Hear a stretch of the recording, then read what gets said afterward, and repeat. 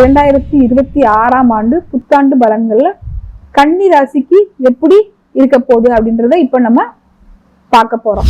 2026ஆம் ஆண்டு உங்களுக்கு ஒரு விபரீத ராஜயோக ஆண்டாக இருக்க போகுது. கெட்டவன் கெட்டிடில் கிட்டிடும் ராஜயோகம். உங்களுக்கு தோல்வின்றதே வராது.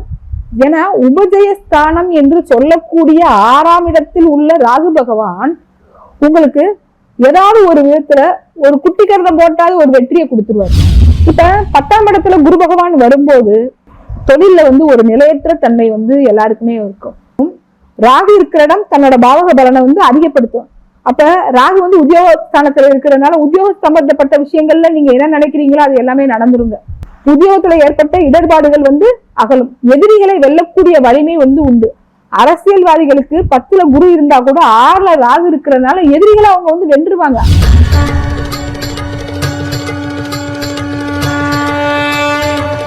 அனைவருக்கும் வணக்கம்.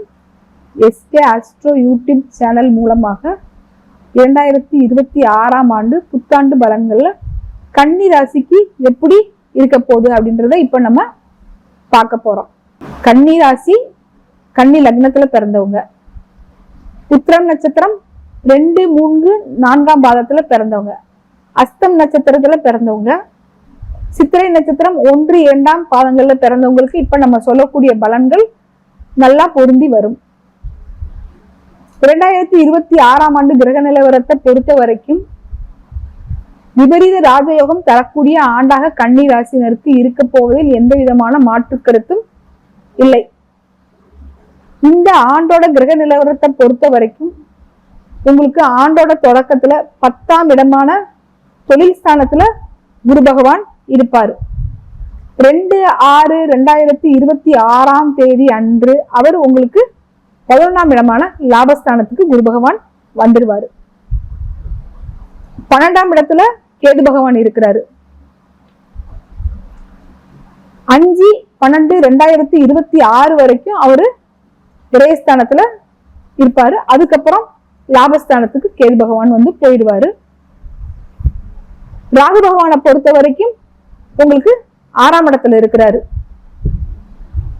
5/12/2026 அன்னைக்கு அவரு 5ஆம் இடத்துக்கு வந்துருவாரு. ஆண்டு முழுவதும் சனி பகவான் கண்டக சனியாக பலன் தர போகிறாரு. 2026ஆம் ஆண்டு உங்களுக்கு ஒரு விபரீத ராஜயோக ஆண்டாக இருக்க போகுது. கெட்டவன் கெட்டிடில் கிட்டிடும் ராஜயோகம். ஒருத்தவங்க நல்லா வாழ்ந்தாலும் சரி வீழ்ந்தாலும் சரி அங்க 3 கிரகங்களோட பங்களிப்பு இருக்கும். அது நம்ம எல்லாருக்குமே தெரிஞ்சதுதான். அப்படி பார்க்கும்போது 2026ஆம் ஆண்டுங்க உங்களுக்கு 6ஆம் இடத்துல ராகு இருக்கிறாரு, 12ஆம் இடத்துல கேது இருக்கிறாரு. அப்ப மறைவு ஸ்தானங்களுக்கு ராகு கேதுக்கள் வர்றது ரொம்ப சுபமா நல்ல விஷயமா?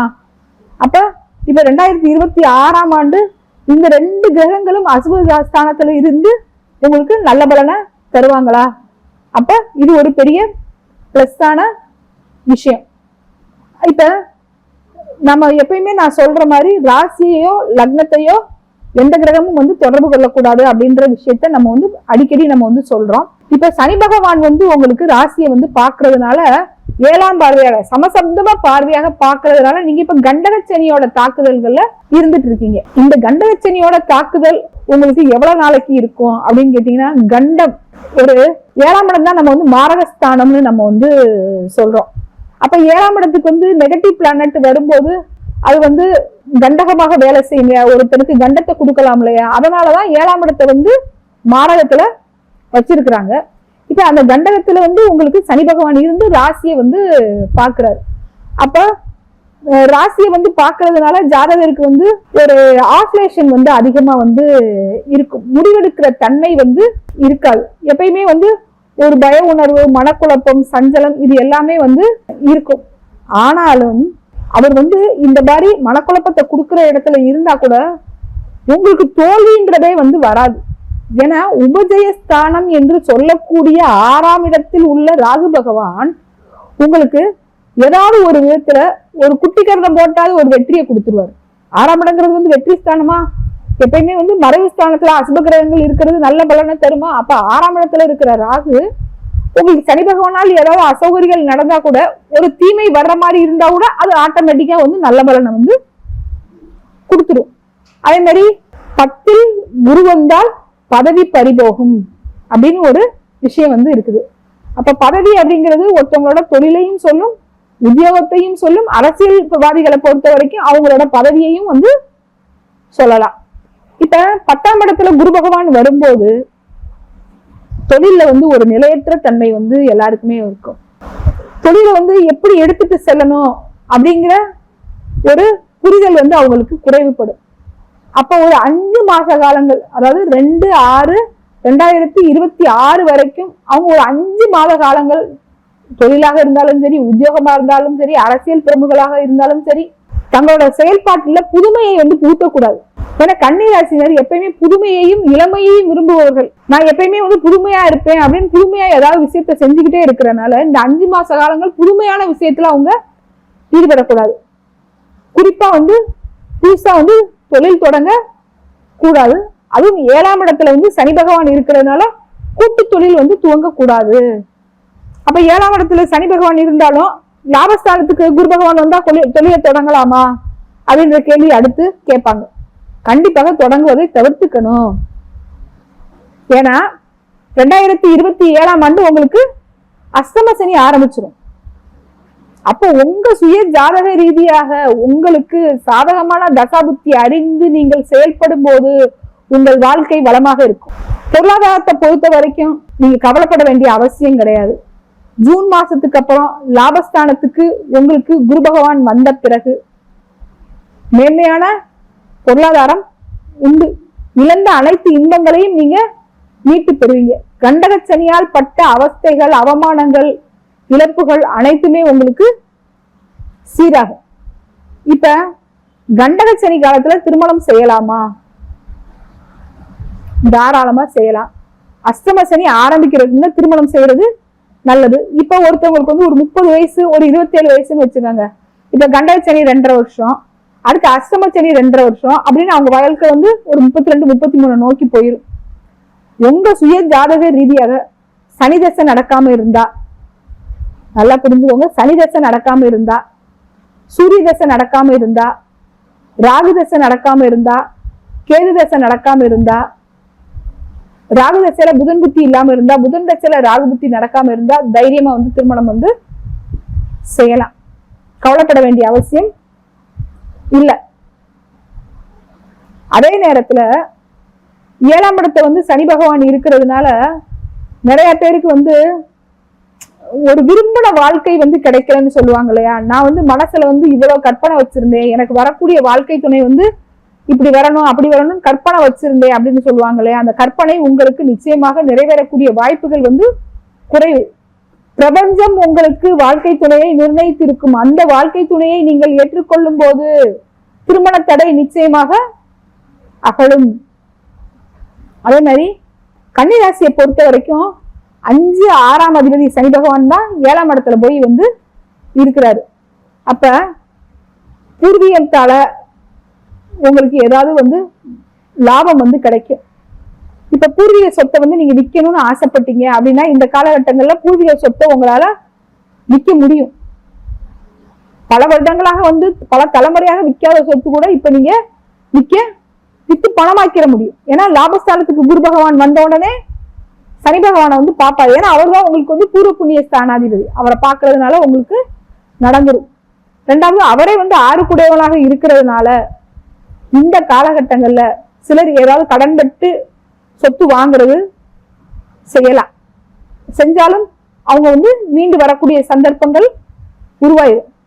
6ஆம் இடத்துல இருக்கிற ராகு கடனை வந்து அதிகரிப்பாரா, கடனை வந்து குறைப்பாரா? 2 விஷயம் இருக்கு இல்லையா. அதாவது கேது இருக்கிற இடம் தன்னோட பாவக பலனை வந்து சுருக்கும், ராகு இருக்கிற இடம் தன்னோட பாவக பலனை வந்து அதிகப்படுத்தும். அப்ப ராகு வந்து உத்தியோகஸ்தானத்துல இருக்கிறதுனால உத்தியோக சம்பந்தப்பட்ட விஷயங்கள்ல நீங்க என்ன நினைக்கிறீங்களோ அது எல்லாமே நடந்துருங்க. உத்தியோகத்துல ஏற்பட்ட இடர்பாடுகள் வந்து அகலும். எதிரிகளை வெல்லக்கூடிய வலிமை வந்து உண்டு. அரசியல்வாதிகளுக்கு 10ல குரு இருந்தா கூட 6ல ராகு இருக்கிறதுனால எதிரிகளை அவங்க வந்து வென்றுவாங்க. ஆனா ஒரு பிளாக் மார்க் அவங்க மேல வந்து இப்படி செஞ்சாங்க அப்படின்ற ஒரு பிளாக் மார்க் வந்து இது இன்னொரு ஒரு பெரிய சந்தோஷப்பட வேண்டிய விஷயம் என்ன அப்படின்னு கேட்டீங்கன்னா, ஒருத்தவங்க வந்து தேர்தல்ல வந்து வெற்றி பெறன்னா 5ஆம் இடத்தோட 6ஆம் இடத்தோட வலிமையும் வந்து அவங்களுக்கு வந்து ரொம்ப முக்கியம், 10ஆம் இடத்தோட வலிமையும் வந்து முக்கியம். எப்பயுமே வந்து எதிரி ஸ்தானம் வந்து 6, எதிரியை வெல்லக்கூடிய வலிமை வந்து 6ஆம் பாவம் மட்டுமே வந்து கொடுக்கும். அப்ப இந்த காலகட்டங்கள்ல தேர்தல்ல நிக்கக்கூடிய சிம்ம ராசி, சிம்ம லக்கணம், மகம் நட்சத்திரம், பூரம் நட்சத்திரம், உத்தரம் நட்சத்திரம், இவங்களுக்கு எல்லாத்துக்குமே வந்து எலெக்ஷன்ல வந்து வெற்றி வந்து உண்டு. ஏன்னா ஒரு பாவகத்துக்கு 12ஆம் பாவம் தான் அவங்களுக்கு வந்து இழப்புல இருந்து மீட்டு கொடுக்கக்கூடிய பாவகம், வெற்றியை தரக்கூடிய பாவகம். இந்த நட்சத்திரத்துல பிறந்தவங்களுக்கு எல்லாருக்குமே வந்து வெற்றி உண்டு. அதே மாதிரி இப்ப நிறைய பேருக்கு வந்து சந்திரனை வந்து சனி வந்து பாக்குறதுதான் வந்து கண்டகச்சனி.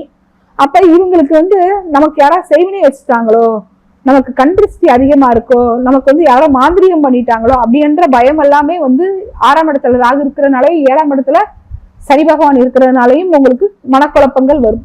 இந்த மாதிரியான மனக்குழப்பங்கள் எல்லாமே உங்களுக்கு அகன்றுவிடும். இந்த மாதிரியான ப்ராப்ளங்கள் இருந்தால் அந்த 11ஆம் இடத்துல குரு பகவான் வந்த உடனே உங்களுக்கு ஒரு புனிதத்தன்மை கிடைக்க பெற்று, உங்கள் ஜாதக ரீதியான தோஷங்கள் இருந்தால் அவை அனைத்துமே வந்து நிவர்த்தி ஆயிடும். 12ஆம் இடத்துல இருக்கிற கேது உங்களுக்கு தூக்கத்தை கொடுப்பாரா, துக்கத்தை கொடுப்பாரா? கெட்டவன் கெட்டிடில் கிட்ட ராஜயோகம் நம்ம வந்து சொல்லிட்டோம். 12ஆம் கேது வந்து எந்த இடத்துல இருக்கிறாரோ அந்த பாவக பலனை அவர் வந்து சுருக்குவாரு.